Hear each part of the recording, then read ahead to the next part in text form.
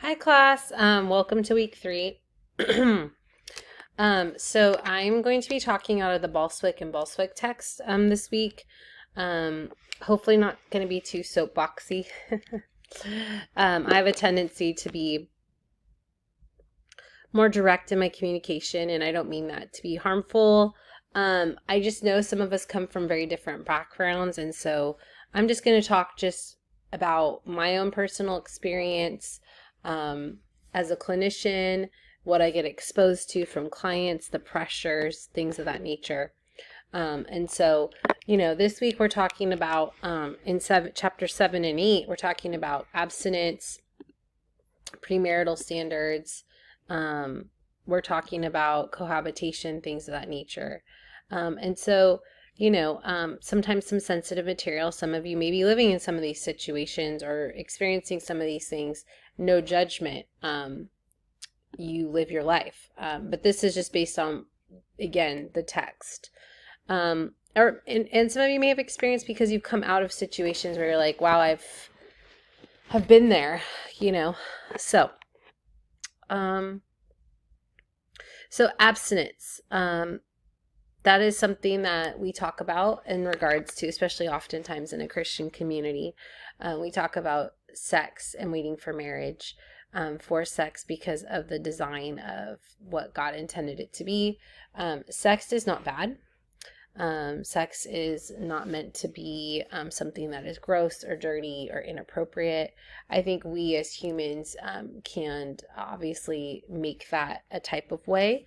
We can degrade sex to being meaningless. We can cause it to be something that seems gross or inappropriate or dirty. But God intended it for worship. It's the closest two people can be to one another. I think a lot of times in our culture, it's made to be seen as something that doesn't matter. It's a physical response that feels good. It doesn't matter how many partners we have. If I want intercourse, I'm going to have intercourse with whoever it may be. So there's no even necessary significance with the person. It's a need that needs to be fulfilled. Which, sure, like, that could be a person's experience, but that was not the intention of what it was created for. Oftentimes men will feel that sex is the closest they can actually feel to a woman, because literally it is. So it was meant for intimacy, it was meant for connection, it was meant for partnership. And yes, abstinence is something we preach in the Christian context of waiting till marriage. Abstinence may be something that people are told even in a non-Christian context. However, abstinence is great, and the reason is protection and protection of one's own emotional being, not so much even necessarily, sure, if, of course, to STIs, pregnancy, all those kinds of things, like those obviously matter. But just, I think it's the connection. Once we've connected with the person in that way, and then we don't connect with that person any longer, there sometimes can feel like a hole or a piece that's missing as a result of that. And so it's a way to protect oneself from, indulging in something that maybe they're not prepared for. When we talk about very young people having sex, I just can't imagine how it's a level of vulnerability. And just being that close, physically close with that someone. And I don't know how young people, like 15 years old, 14 years old, are able to be that vulnerable with somebody that they probably don't even know necessarily that well. But anyways, in light of that, one thing that we tend to get sometimes wrong in the church setting, though, is with abstinence is we make it seem as though sex is bad and that their feelings about sex is bad. When we look at sex in, like, as far as like back in time, people got married much younger, were experiencing things at a much younger age. This is all getting delayed till much older. There's people who aren't getting married till their 30s, so on. Education, career, all these things come before like lifelong commitment. And so to not acknowledge the needs or the desires that a person is having in regards to sexual things and then just writing them off as wrong doesn't really help when you're wanting a healthy sexual relationship in the future. And so I think one way the church, I think it's changing, but one way the church tried to handle that was like, sex is bad, sex is bad, sex is bad until you're married, and then it's good. And that creates a lot of problems, and usually causes there to be some usually disconnect once sex starts happening in the relationship. A lot of times guilt and shame, I talked about this a little bit last time, go into the relationship in regards to sex, whether it was, things that happened previously, maybe things with previous partners, that can affect the marriage bed in a sense. So we need to be making sure that we are feeling okay about ourselves before going into these next steps in relationships, because this can taint something that's not meant to be tainted. Regardless of your own personal history, you have to be aware and forgive yourself for whatever choices that you made, in order to fully experience what's been intended for you, and so I think as clinicians, like when I have young people, I'm very clear and we talk about things very openly in regards to this subject, because sometimes their parents don't talk to them about it, assuming it's appropriate. It's not like every teenager that comes to my office says just sit down and talk to them about sex. But it's definitely something that we come across, and if it comes up, we talk about, because we definitely need to. It's not, having even sexual feelings is not abnormal or strange. That's very normal. It's just the timing, right? We talk about holiness. Now, some people will walk around and they're like, I'm a virgin, woohoo, whatever. But yet they're like hooking up with every person, and maybe there's no penetration involved, but they're doing everything else under the sun. That's not holiness. That's just, you haven't been penetrated. Not to be vulgar here, but that's just factual. To feel really good about yourself for doing everything but penetration isn't necessarily you really understanding what is intended. God is asking for holiness, and that interpretation is very vague. I don't know what that looks like for you, but holiness is something that, like, whether it's not about just penetration. And so a lot of people feel very prideful in their abstinence when really they're not very abstinent.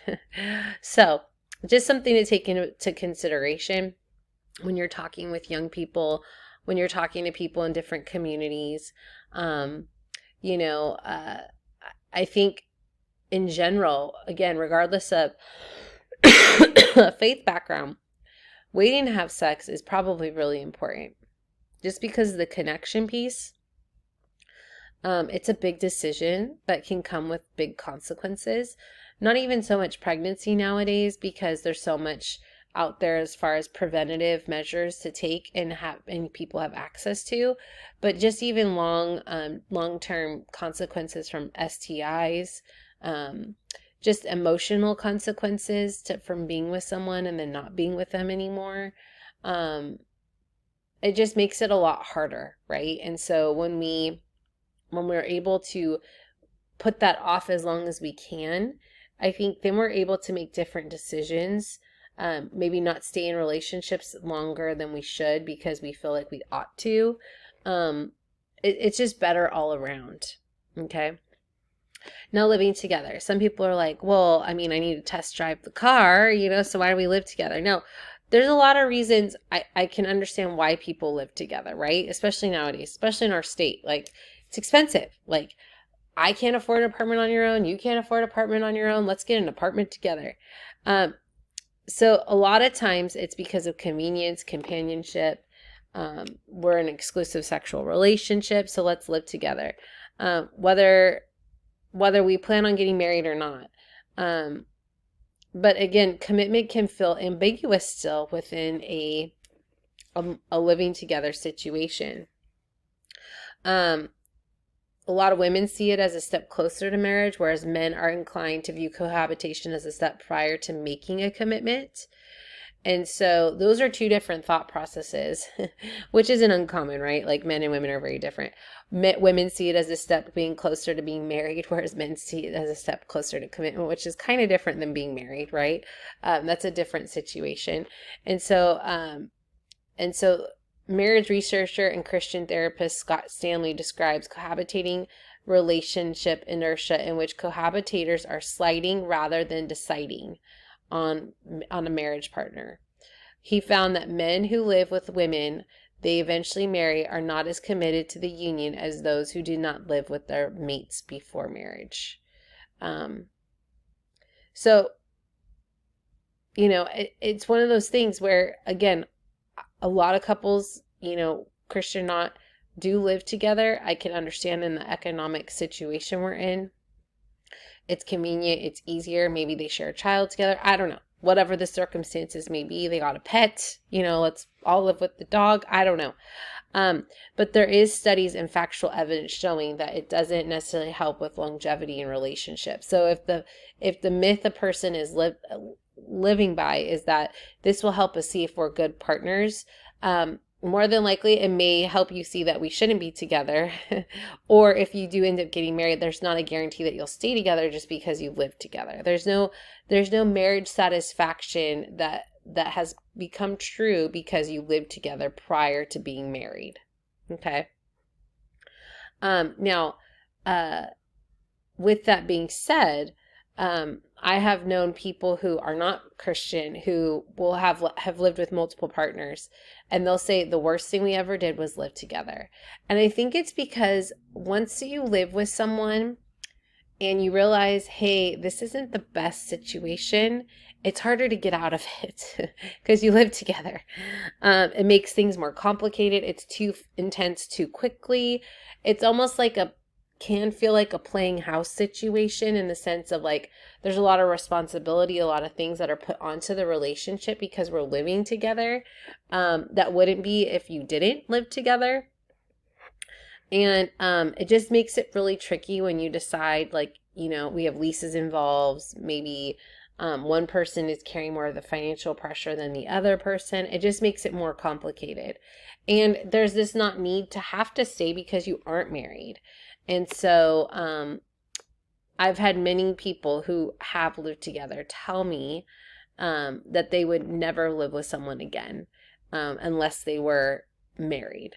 And so that's something to think about, like when you're working with clients. Not that we give them our opinions or anything.